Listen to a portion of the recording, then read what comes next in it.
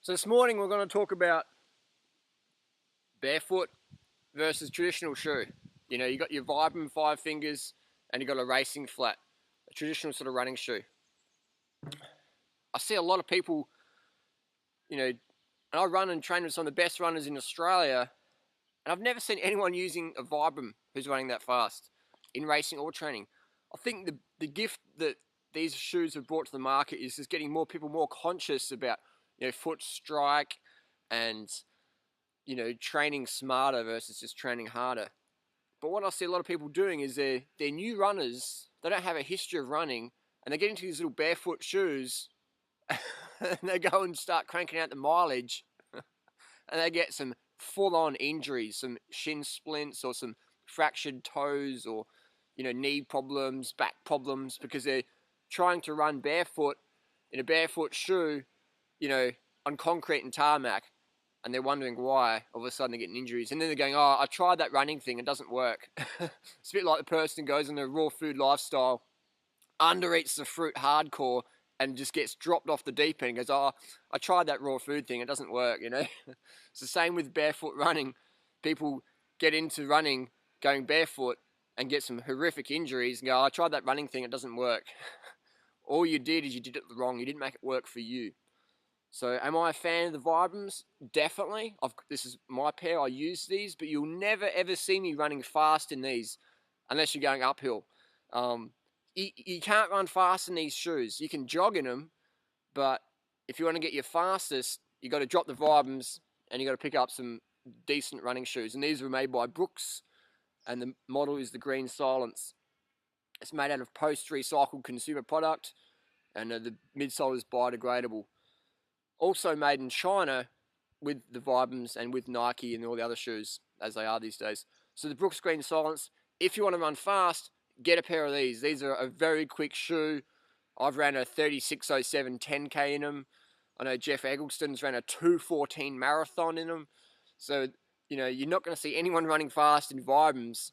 It's just, you can't, because you're getting so much impact on your legs. You'd literally have to be an Olympic marathoner to run fast barefoot, just like a Bebe Bilica did back in the 1960 Olympics when he won the gold medal barefoot. People go, well, what about him, Harley?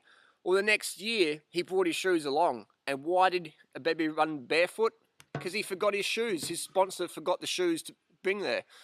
So, you know, he just said, I'm just going to run anyway to show people how strong I am. So next year, he brought his shoes along. But Vibram has sort of capitalised and haven't really shared the full story. So given the chance, Bicola wore shoes. But, you know, you're talking about an elite, you know, world-class marathoner who at the time was the best in the world. And yeah, they're going to run, you know, and they're going to be able to run a marathon barefoot, but they're going to risk injury and they're going to risk running a bit of a slower time. So today you'll never see any Olympic marathoner running barefoot on tarmac or concrete. You know, on the beach, on the grass, that's okay. But if you're a new runner, you want to be running in proper shoes. Basically, just copy the techniques and training strategies and foot strike of the world's best runners. Look at the Kenyans on YouTube. Look at the Ethiopians. You know what I mean? They're running barefoot on dirt, yeah, but they're not running barefoot on tarmac and concrete. You know, so what people are doing is when they start running, they're up their training, you know, just get straight into it. I read on our forum, people are running more than I am. And I'm running 1:21 for half marathon, 36:07 for 10K. I've ran about 280 kilometers this year, and today's like 10th of May. So that's like 5 months of running. I've done 280 Ks. I see some people in our forum who are just cranking that in a month. In 1 month, they're doing 5 times as much training as I am. And then you ask them how they're going 2 months later and they're out, they're injured. So you're going to build up very slowly. Start with 1 jog a week. Start with walking, you know, and then maybe throwing a few 200, 300 meter jogs. Don't go running off the bat. You'll just really injure yourself. The only people who can come in strong is people who've got a big history of running. You know what I mean? If you've got a big history, then yeah, you can, you know, jump in. But you still got to jump in with discernment and with, you know, training smarter versus training harder. It's not Rocky. You know, Rocky was a movie. We're talking about, you know, common sense these days. So I'm a big fan. The Brooks Green Silence. You know, I've had a few pairs of these now, and a great shoe. I highly recommend them. So get a pair of these for your racing shoe. But for training, you want something a little bit more heavy duty than this. This is still too lightweight. This is still too barefoot for high mileage training. You want to have something with a bit more cushioning, maybe like a Brooks Glycerin. You know, just check out the Brooks range. It's a good shoe, and I like how the company is getting more green. You know, even Nike now. Nike's recycling more shoes than anybody on the planet of their Nike Reuse a Shoe program. So it's cool that his company is getting more green and a bit more conscious. So great, bit of a change in the older sweatshop days. So yeah, you got to give people a pat in the back for making positive differences and getting their act together. So people say, hey, but Harley, in that book Born to Run by Chris McDougall, that everyone ran barefoot. No way. You got Scott Jurek, the longtime vegan, the world's best male ultra marathoner in the history of the sport. Scott Jurek, longtime vegan. He's running in these, the Green Silence. He's running in his Brooks shoes. He doesn't run barefoot. I mean, he might on the beach and stuff like that, but not in races or training, because you can't perform at your best running barefoot. And also we have the Tarahumara Indians, who are like the mainstay of that book, and they're running in little sandals they make out of car tires, which is, you know, almost an inch thick. So nobody in that book's running barefoot. You know what I mean? So then you see people read the book and don't pay attention to the details, and you see them running down the street in Vibrams barefoot, go, yeah, man, born to run. And it's like, you're born to run, but you're not born to run on concrete and tarmac. You know what I mean? So, you know, we got to understand that these Tarahumara Indians, even they're running in, you know, old car tires, which they make their shoes out of, they've still got a big history of running. As they're kids, they start running and playing their game. It's a great book. I encourage people to read that book. I've got an audio book. It's a good book. So I'm not dissing. I'm just saying, pay attention to the details. Nobody in the book is running barefoot. Scott Jurek isn't, and the Tarahumara Indians are not. They're all running in shoes. So let's just be clear on that one. So Vibrams or traditional running shoes, what's better? I think Vibrams are good for doing, you know, maybe doing weights and walking around the house and just getting your feet strength up. But please do not use these for running on tarmac or concrete unless you want to increase your chance of injury and run a lot slower. I mean, if you can run if I ran in these for a half marathon, I'd have to add at least half an hour to my time, 20 minutes to half an hour, you know what I mean? So you just have to slow right down, because the impact, it's just when you're boxing and you're punching a heavyweight bag and it's really hard, you have to slow down because it just trashes your body. Nobody can punch no one can punch a pine tree like they can punch a soft boxing bag. So bottom line, train smarter versus training harder. Get a qualified running coach and understand that you've got to build it up slowly. 10% per week is what you want to aim for. So if you run 10 kilometers this week, 11 kilometers next week, and build it up. And over the year, you're ramping it up, but you're doing it slowly so your body can adapt.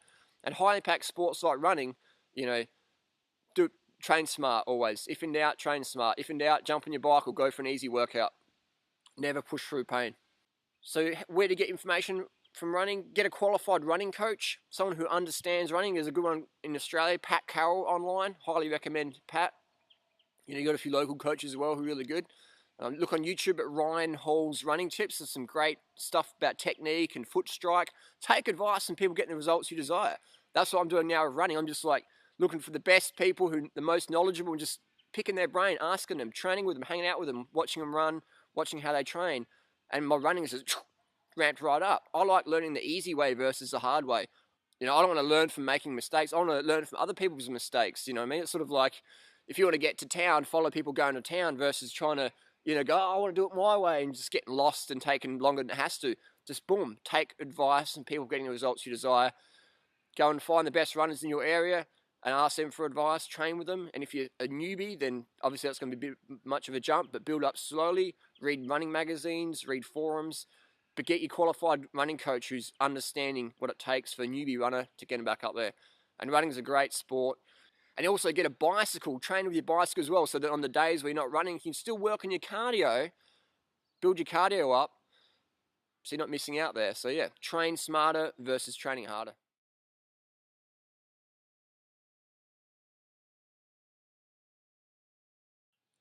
And lastly, another thing I found really so good for me is one of these things. It's called a Garmin. The model is a 310 XT, and you can get them online really cheap. It's great, it's waterproof, it's got a big face so you can really easily read your pace when you're running. And it comes with a really good heart rate strap. It's really soft, and just conforms really well. So it's just like a real easy to use heart rate strap. I charge you can charge this on your laptop or in the wall, or you can use this solely when it's sunny. Put this out on the roof and it charges up in a day, and then you can charge up your watch.